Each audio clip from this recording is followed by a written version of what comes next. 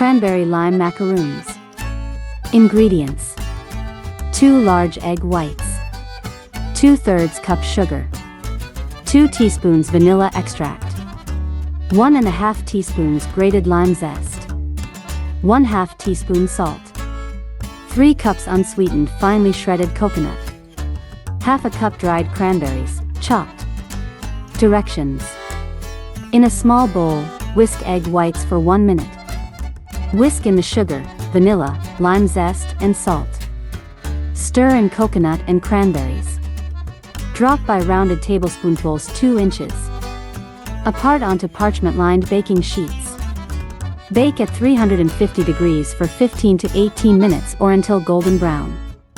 Cool for 5 minutes before removing from pans to wire wrap.